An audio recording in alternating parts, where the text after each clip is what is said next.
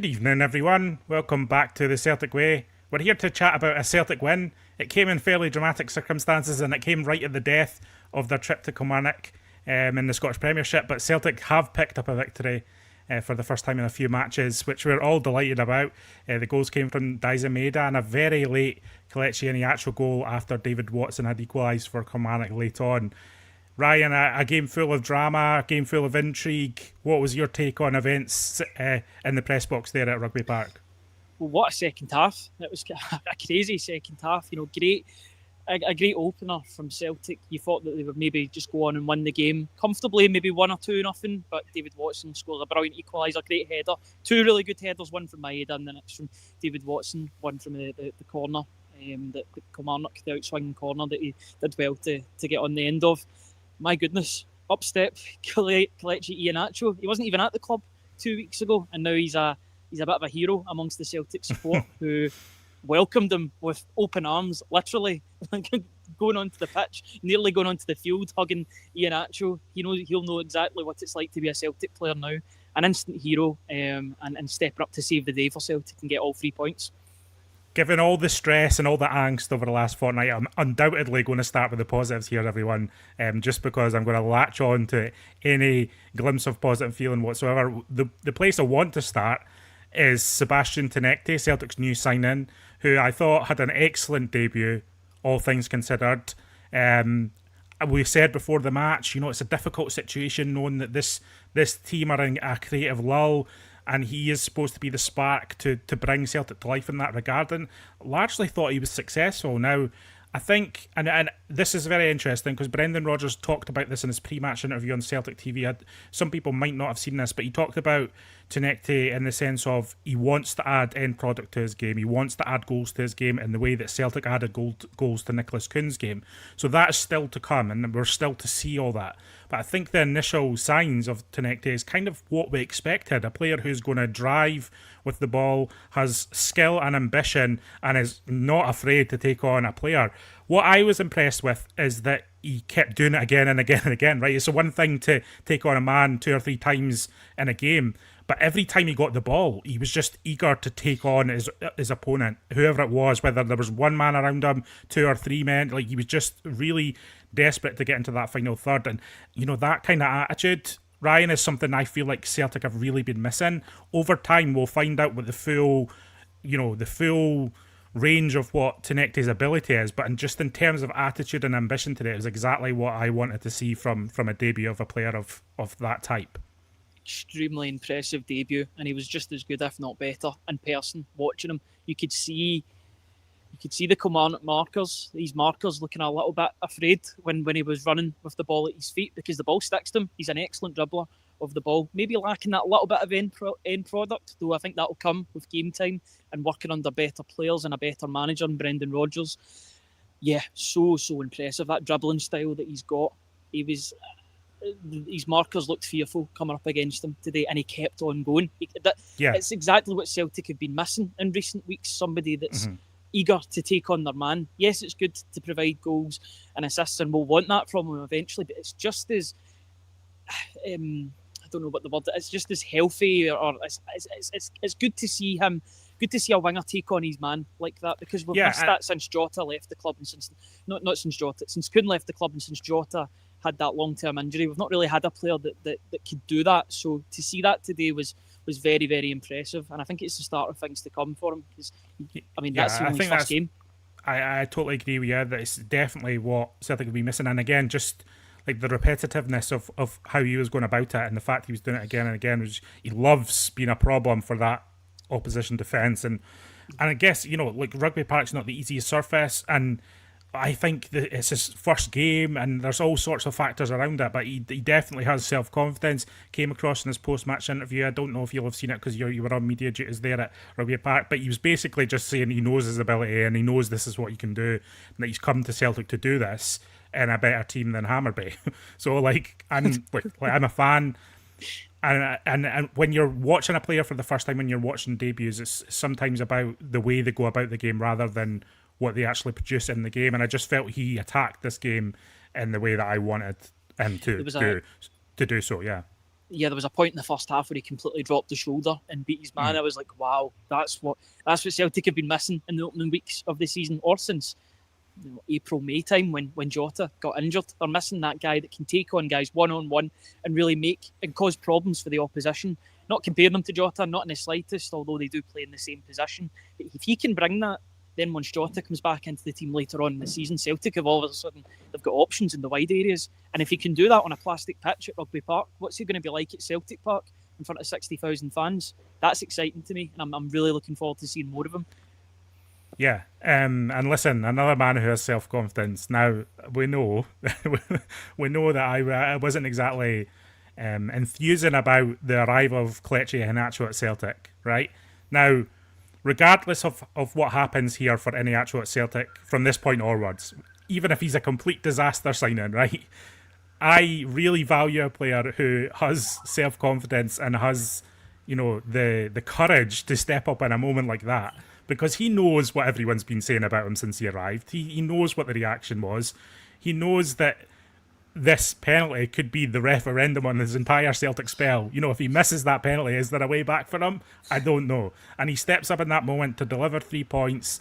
And I think just the fact that he put himself forward for it really endeared him to me as a kind of as a person or a player. And again, time will tell about Iheanacho over his time at Celtic, his ability and his ability to produce for Celtic. But in that moment, you cannot help but admire a player who steps up in that moment, sticks it away, and then celebrates in such a manner. I thought that was a fantastic moment for him.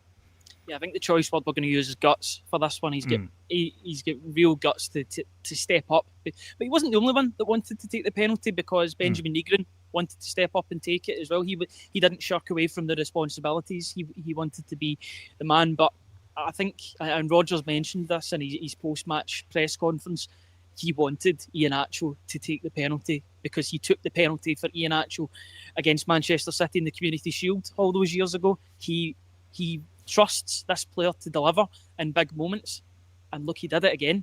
What a moment! If he does nothing else in his Celtic career, which I don't think will happen, I think that he will provide big moments. I don't even think he's fully fit yet, so we'll see the full version of Iheanacho in the weeks and months to come.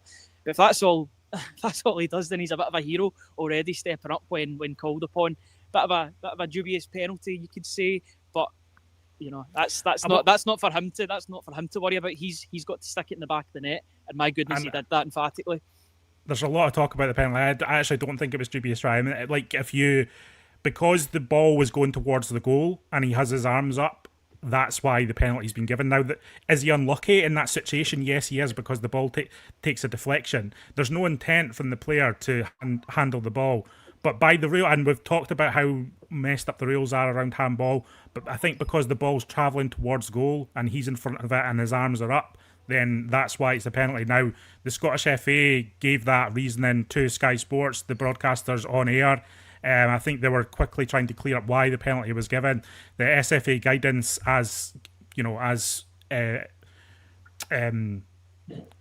given to us by Sky Sports, was the penalty was awarded for handball by the Kilmarnock defender whose arm was in an unnatural position. The SFA said deflection does not always negate a handball offence. He doesn't know where the ball is going and his arm is up in an unnatural position to block a shot. So it's one of those situations where I feel like the player is both unlucky but has still committed a penalty offence. And that's just where I lie in it. I'm sure there's many people who have different viewpoints on the penalty, not least the Kilmarnock manager, who didn't seem happy whatsoever with that. Stuart Kettlewell didn't seem happy with the decision in any sense of the word, and there's plenty of reaction on social media. But that seems to be... That's the handball rule, Ryan, is a bit inconsistent at times, and I think that's what maybe people have a problem with. Yeah, but we'll take it all day long, won't we? At the end of the day, we've seen so many of these go against Celtic and key moments. So it's nice that Celtic got one in their favour. And despite the talk of was it a penalty, was it not a penalty? What a penalty it was by Iheanacho. Goalkeeper could not get anywhere near it. It was already in the back of the net by the time he could get or he could try to get near it. So a great moment for him and the start of things to come. You would hope for the striker. Yeah, no, undoubtedly. Marcelo Sarace, he stepped up with a big moment. Interesting debut for him. I think up to the cross that he put in, I wasn't massively impressed with him, but it's his first start. You can accept that, but that ball in for Maida to stick away, that was the first bit of real quality that went into Kilmarnock's box in the match, and it was a fantastic cross, a fantastic header. It was a connection that we really need to see more of in this Celtic team, and I was really heartened to see Maeda stick it away, and I was really heartened to see a fired up celebration from Maeda. Listen, again, he's another one who's in a strange situation at Celtic at the moment. There's a real possibility that he leaves Celtic in January, given he's wanted away since February. But if he gives Celtic another lightning 3 or 4 months, then fair play to him, and he looks like he wants to give that. I thought he looked delighted when that goal went in front of the supporters. You rarely see Maeda that fired up, and I thought you could see the passion in his celebration today. Yeah, and that was his first league goal of the season as well, wasn't it? Because prior to that, he'd only scored in the League Cup, unless I'm wrong, but I think that was his first goal of the season. So that's good that he's broke that duck for this season. Hopefully the first of many over the course of the campaign. A really good header, great cross in from Sirachi. There was also a great moment as well. I don't know if the cameras caught it when Sirachi puts the ball in and Maida puts it in the back of the net. He instantly goes to Liam Scales and they have a massive cuddle after it. It was a great moment. It's those moments that maybe don't get picked up by the cameras, but it's great to see that camaraderie between the players already. There could be a bit of a language barrier in between the two of them, but the language of football is universal, as Brendan Rodgers said, and that was a great moment for him. I'm glad that he had that moment. He was also picking up at some interesting positions on the field as well, playing inverted in a number of movements for Celtic. So that could provide a good option, a good alternative for Celtic, particularly on a plastic pitch like this where you don't want Kieran Tierney to be playing a full 90 minutes. Not that he's been doing that anyway, but hopefully he can get to that by in the next few weeks, of course. But it's good that they've got that option, and Sirachi's got experience playing in pressure-filled environments. He's played for Galatasaray, both of the big Argentinian teams, Levante as well. So he knows what it takes to play in big games. And today was a big game for Celtic, coming off the back of everything that was discussed off field. So for him to put in a good 60 minutes and get that assist, I'm really happy for him. Now, I wouldn't categorise today as a massive step forward. I think it was a step forward from certainly the Kyra and games at Ibrox, just in terms of chance creation and having some sort of threat. I feel like Celtic did have a threat in the game today, and I thought that mostly hinged on the way Taneki was really driving at their defence and causing a little bit of chaos in their box. So that was appreciated. I do think there were still some issues with the performance, and ultimately Celtic kind of got away with one in the end by getting such a late penalty. I don't think we can kind of shy away from that. I just feel like the midfield's still not functioning the way we need it to, Ryan. I think that midfield just needs something a little bit different. I don't know whether it's bringing Bernardo in. I mean, again, Engels notable by his absence today, and I'm looking for something out of that midfield three that gives Celtic something different going forward. I think that's maybe where the primary problems with Celtic lie at the moment, is that midfield just not functioning in the way that we need it to. Yeah, and it's quite surprising given the individual talent that Celtic have at their disposal, the fact that the midfield is the area that's not really working for them at the moment. I do agree. I think that the three midfielders that started today, and McGregor, Hatate and Nygren, are all very similar in the way that they play. They want to get forward, they want to dribble, they're all really good with the ball at their feet. I'd like to see a wee bit of steel in there from Celtic, whether that's Bernardo or if you play Arne Engels in the number 6 or whatever.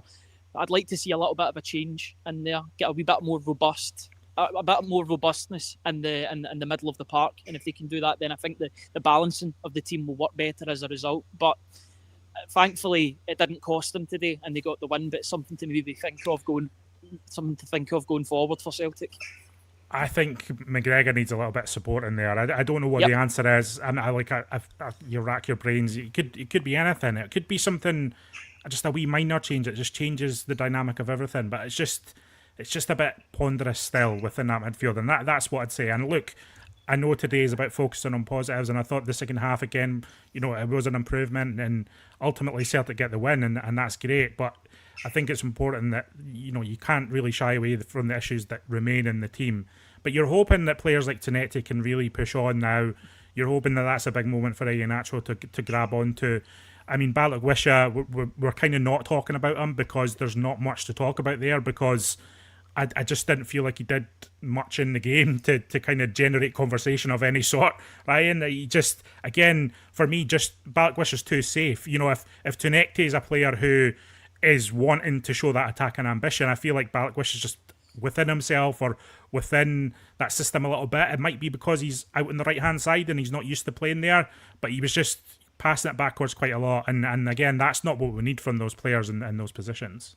No, he wasn't bad in the game, but there's nothing that you can say he was good at either. He was pretty anonymous for his time on the park, which is maybe a little bit more concerning. You want a player like him who has been brought in for a lot of money, as is Taneki. But I'm quite glad that Taneki's kind of stole all the headlines and Iheanacho as well, because if it was to be if it was a draw today, if a draw transpired, then I think a lot of the negativity would have went on to Balquisha. Listen, he's going to take time to adapt to his new surroundings. Not every player can hit the ground running like Taneki and Iheanacho both have done. Sriracha as well to an extent. But I still believe he'll come good. It's early days for him. There's a reason why Celtic brought him in for that amount of money. There's a reason why they've scouted him for so long. Let's give him time and hopefully he can thrive at Celtic. I'm not too concerned, but it was a pretty anonymous performance today, and Forrest did look more dangerous when he came on the park. Yeah, and he just doesn't play on the right wing often. I mean, he has. I'm looking at his record here, and he played on the right wing for a spell in 2020 and 2021, but that's a few years ago now, Ryan. That's not ideal. You can't expect him to come in and really hit the ground running on the right wing.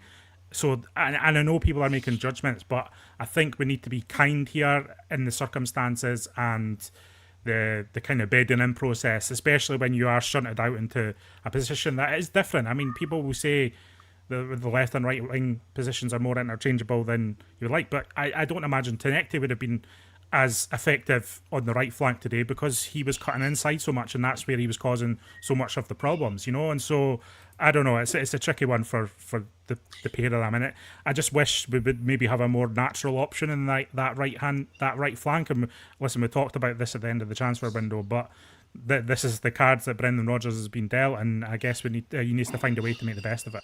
Yeah, this is maybe the problem when you stockpile left wingers and sign left wingers rather than bring in a natural right winger. So then you've got to play one of your two new signings out of position in order to not accommodate, but to get the best out of Taneki, which was shown today. You know, he maybe did sacrifice some of his better play in order to allow Sebastian Taneki to have that standout performance. I'm hoping there's some games in which he can play on the left wing and they can interchange. But it's all part of adapting to Celtic. He's had his injury issues. He's just getting back to full fitness as well. I'm prepared to give him some more time to settle into Celtic because not every player's the same in terms of hitting the ground running. Sean McLaren saying, I think with Balquisha needs a bit of time. He's the type that likes to play 1-2s and interchange of play. That will take time to build relationships. Karma saying that weather was horrendous. The pitch doesn't help either. I think Brendan was spot on. We won the game against a good team. William O'Toole saying, compared to some of the other games, that was better. We're still a mile off it, but you've got to start somewhere. Prognosis good. I mean, I think that's probably where I lie. You know, I don't think today was a barn burner of a performance, but it was a needed step forward and it was a needed victory. You know, fans needed to see a win today.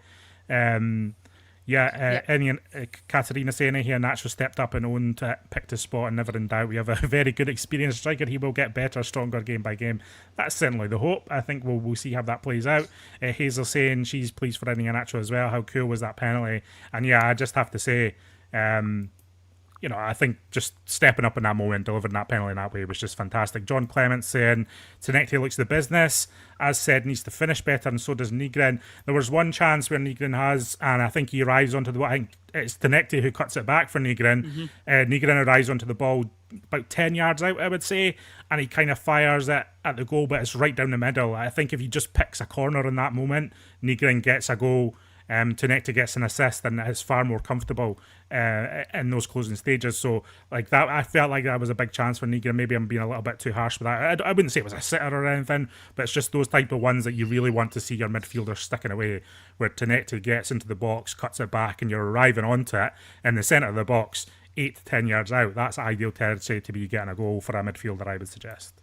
Yeah, and that's one of those chances that would get focused on if Celtic were to have dropped points in the game. Now you've got to say even a point wasn't guaranteed at one stage of the match, because it looked as if in the final 10 minutes, right up until the end, Kilmarnock were pushing for a winner as well. They wanted all 3 points in the game. I thought they performed pretty well against Celtic on the whole. Especially, I was speaking to people before the game. Quite a number of injury issues for Kilmarnock, but they acquitted themselves really, really well on the game and gave Celtic a really good contest. But Celtic hung in there, and they got their rewards for continuing to push. I'm glad that the heads didn't drop. They pushed, and they got their rewards at the end. Yes, it's through a penalty, but you've got to be in the right place in order to be awarded these penalties, and that's what Celtic were today. This comment from David Turnbull. I don't think this is coming in from Cardiff, but you never know. David Turnbull saying, glad we won, but can't let today disguise the issues of the last few weeks. Also, what was Rodgers thinking bringing off our best player for a guy who we were ready to punt when chasing a winner? Listen, at that point, I think Taneki put a lot into that game, and it was clear that he was tiring, so I guess he was just looking for an injection of energy. I get the point, but I think Taneki just put so much into the game at that point, then what more are you going to try and get out of him? So I get what you're saying, and I think the situation with Yang's a bit of a shambles, just given that we told him to travel, or he was allowed to travel and then didn't get his move. But again, these are the cards that have been dealt, and this is what Brendan Rodgers has to work with. And I said after the window, if the next 3 months for Celtic has to be grinding out wins and grinding out difficult wins, and it's not very pretty, then that's just what it has to be, because I don't think there's any magic answer to Celtic turning around their form. I'm still not seeing the signs of it. It's just all going to start clicking into place immediately. I think this is going to be a little bit of a process here, and I think there'll be a few more of these tricky wins. It feels a little bit, Ryan, like we're playing late December football in September, which isn't ideal. You want to be playing some of your best football at the start of the season, and in these weeks with new signings but I don't think it's going to be like that. So if Celtic are underperforming, the most important thing beyond that is that you get all 3 points, and ultimately I guess that's what Celtic have managed today. Yeah, I'd rather they take their time and figure out their problems while still winning games, rather than dropping points here, there and everywhere. Today was a potential banana skin game, and they got the 3 points that were required. Hearts won yesterday, they went to the top of the table. Now Celtic are back on top of the table. As I said, all they needed was a single goal victory to get back on top, and that's what they did today. They just about did the business this afternoon / evening. You talk about playing December football in September. It's starting to feel a bit like December already with the changing of the weather. And you made a point in the pre-match as well, and I completely agreed with it.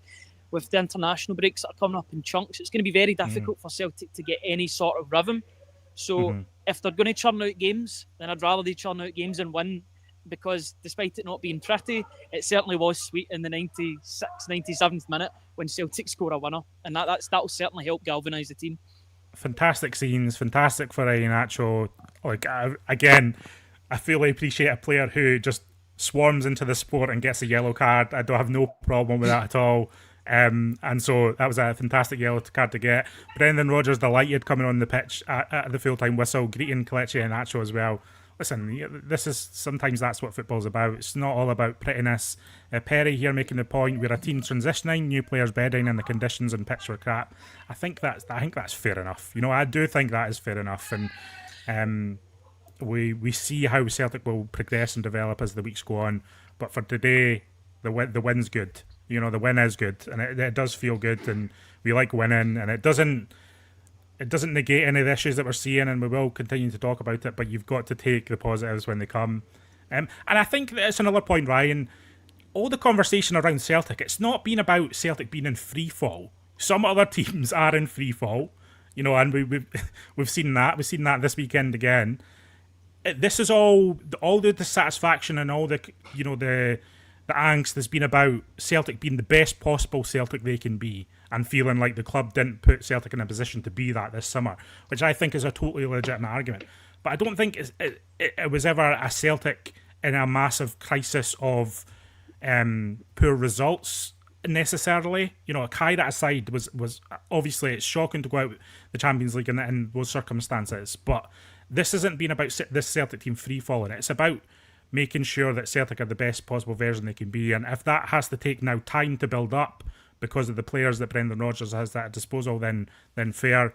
I think Brendan Rodgers is up for it, and I said that before the game. I feel like he is up for it, and I think that's probably the most important thing at Celtic right now, is that Brendan Rodgers is determined to do the job this season. And I feel like when Brendan Rodgers has his own motivation, then there's not really much point in writing him off, because he gets the job done more often than not, Ryan. Yeah, and I'm not going to say that I'm a body language expert or anything like that, but even in the post-match press conference, you can see he enjoyed that. He really enjoyed that. Just given, I think it's been a difficult 2 weeks for Celtic as a whole. I don't think that's controversial to say that. I think everybody would agree with me in saying that. And he admitted it himself. It has been difficult. But yeah, I think he really, really enjoyed that. And he needed that. He needed that reinvigoration, as we spoke about pre-match. That was there. There's not many better ways to win a game of football. Yes, granted, you'd like to go and win 4-5-0. That has been the case in games at Rugby Park before in recent history. But if you can grind out a win when, a lot of things are going against you, the protests, the sort of talking off the pitch. If you can grind out a result like that and galvanise everybody, I think the players deserve a lot of credit for grinding it out today, not allowing their heads to drop and playing for their manager. They were clearly out there playing for their manager and wanting to win that game, and they got what they deserved in the end, because he kept on pushing till the final whistle. Yeah. Stephen Ray making the point, you can't be the best you can be when you operate 43% out of 70% UEFA financial rails while holding 80 to 100 million pound in the bank. And listen, yes, we do know this. This is ongoing, and I guess the protests are another sign of that. Despite a little bit of positivity on the pitch, the protests continued. Ryan, it wasn't 100%. I think that was pretty obvious. There was sections of the sport that did make their way into the stand before the 12th minute. And I guess that kind of dilutes it a little bit. I said, I'm not going to criticise anyone for doing whatever they want to do. This is everyone's own choice, whatever, but it wasn't 100% alignment in the protest. The fans did come in at the 12th minute. What did it feel like in the stadium? Well, the decibel levels went up once more of the singing fans came to play and came to watch their team. But I think for me, it tells you just the different sections and different elements of the Celtic support. You hear a lot online, and you see the percentages of the voting for the protests and this and that. But it just goes to show you that was just a small sample size, and that's why the guidelines were written as such, because it doesn't encompass the whole Celtic sport. I think you saw that today, the fact that there were supporters dotted about even before the game, which made you think. I was wondering were they maybe going to leave and then come back in, but no, those supporters stayed, and then there was others that came in 12th minute. It wasn't as if it was unified as well. There was some supporters coming in and then stop, and then more supporters coming in. So there wasn't that exact moment, because I was trying to record it for different purposes. There wasn't that moment where they all streamed in. It was just like a small flutter and a flutter. And I guess that was probably an element of like everyone trying to keep it safe and etc. Obviously, there wasn't going to be a big surge at one time. What was heartening, and I have heard from people who were actually in the away end, is that I think relations between everyone in the away end were positive. I don't think there was any kind of disagreements or arguing or anything of that sort. I think the people who waited the 12 minutes were very respectful of the supporters who went in to support from the start. And I think the supporters who went in from the start were very respectful of those who came in after 12 minutes, which is very important, I think, moving forward. So I think that is at least a positive coming out of everything as well. Is like there's no rancour amongst the support. Not that I'm sensing anyway, Ryan. And after that 12 minutes, it was a united front from then until the final whistle. There was a unification of all the supporters, whether they were there in the opening 12 minutes or whether they just joined in after the 12 minutes coming into the stadium. Once that 12 minutes passed, they were all one, and that was important because I think it drove the team forward, especially at the end of the game. Yes, the opener was good from Bhoys and Maida, but driving that team forward to getting that penalty and then the celebrations after it felt as if a real unification of the support, which was great to see. And I love to see the Celtic players, especially the new players, really enjoying that, because I've mentioned galvanisation so many times in this reaction, but it's so important that they feel like Celtic players straight from the off, because there is no off days when it comes to Celtic. You've got to deliver, and you've got to deliver straight away. So seeing Taneki, pumping up the fans, seeing Iheanacho doing the same, running into the support, these are just great moments, and I think they'll help the team, the fans, and the manager all in the long run. And just to close off, Ryan, nothing especially newsworthy from Brendan Rodgers in his post-match press conference. What was his vibe? I did look at, I've seen some of the comments that he made, but nothing popped out of me especially as particularly newsworthy, but he was just pretty happy with how the day's events went. I think the one sort of newsworthy thing was what he told the players after. He says he was talking about how important, and he said this in previous press conferences and interviews, etc., and how important the first 5 minutes are. He said it's so important about the first 12 minutes for this game. He mentioned the fact that there was a protest going on. He understands the conditions that the players were going to be playing in that game, and he just told them to stick together, basically. And thankfully, after those 12 minutes, nothing happened. Thankfully, nothing really happened in that opening 12 minutes. Not a lot happened in the first half, if we're being perfectly honest. But they all came together for the second half. He was also delighted with Iheanacho coming in. He sort of harked back to him scoring a penalty kick for Leicester against Manchester City in the Community Shield a few years ago. So he trusts a player like him. He knows what he's going to get from Iheanacho, and if he can get him singing from the same hymn sheet that he was when he was at the King Power Stadium all those years ago, then Celtic could be on to a winner in terms of a new striker up front. Early days, but what a way to start your Celtic career for Kelechi Iheanacho. Okay, everyone, we're going to wrap it up here. We are back tomorrow morning. We do have lots of videos coming up over the next few days. We had people filming at the ground today to get a sense of what the protests were all about and everything. So we've got some different special stuff coming up. So bear with us on that. We've got full reaction from Brendan Rodgers to come on the website and on the YouTube channel as well. And we've got stuff from Iheanacho coming up as well, an interview coming up tomorrow. So we've got loads of stuff coming up on the channel, on the website, everything. We'll let Ryan get away and finish his long day's work at Rugby Park. And yeah, we'll be back tomorrow morning with lots more Celtic chat, lots coming out of today. We thank you, everyone in the live chat. We do appreciate you. We thank everyone in the comments below. And we'll see you again next time on the Celtic Way.